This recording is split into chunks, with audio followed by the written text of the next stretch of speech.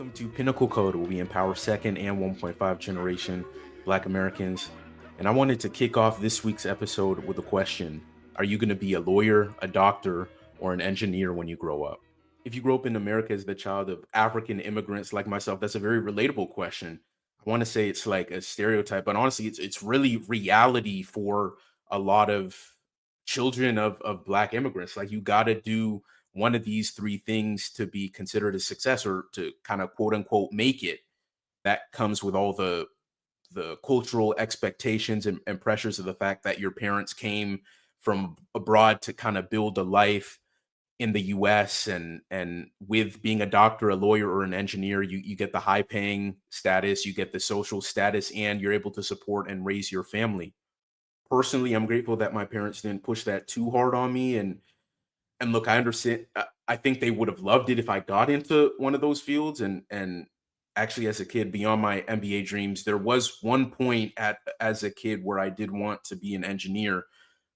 But to my parents' credit, and just so for some background too, my mom is a dentist. My dad's a pharmacist. We have several family members in the medical field, like a lot, and so there's a lot of that pressure there. But I think my parents were very conscious of the long hours they were working, the stress that could bring, the demand of those jobs. And my sister and I, we saw that. We can see, we saw what that could do to you. And I think my parents were very aware of that. And I think that's part of the reason why they were just so supportive of my sister and I kind of going after what we wanted to do. And as it turns out, it turned out to be the complete opposite of the medical field. And it's kind of funny that both my sister and I have a passion in the media space, albeit in kind of different ways. But I say all that to say I think making it in America should come from a place of authenticity. Ideally, that comes somewhere between your God-given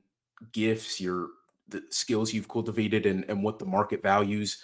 I'm grateful that the cultural pressures and influences in my life didn't kind of dictate I go into a particular field or sector. So I recognize maybe my privilege in that regard compared to other first or second generation uh, kids, but I feel really strongly about that truth. And that brings me to this point: the tremendous opportunity that exists in America. And look, there are a lot of issues here. There's a lot of tension, a lot of division, a lot of things that I'm not even going to dare to touch on this podcast. But in this country, for the most part, anyone can define and pursue success in any facet of life or their professional life, a reality and a perspective that you don't even have the luxury to experience in other parts of the world. And I think that's something very empowering for second generation kids like myself. And I think something that immigrant parents even grow to understand as well. Like, even my dad, for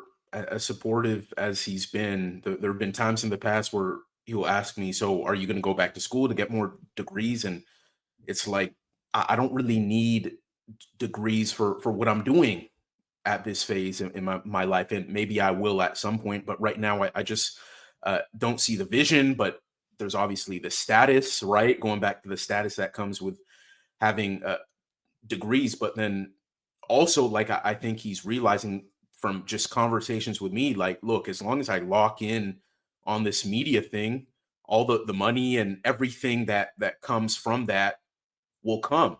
And then at the same time, that's being me, being my authentic self. And that to me is what it means to make it in America. And that'll do it for this week's episode of Pinnacle Code. Thank you guys, as always, for all the love, support, and encouragement. Be sure to subscribe to Pinnacle Code if you haven't already on YouTube, and you could follow and rate the show on Spotify and Apple Podcasts. Let me know how I'm doing so I could continue to improve the quality of this whole venture to make sure you guys are getting as much value as possible. But you guys know the deal: every other Wednesday, 5 p.m. Central Time. So until next time, I'll see you guys soon. All right, peace out.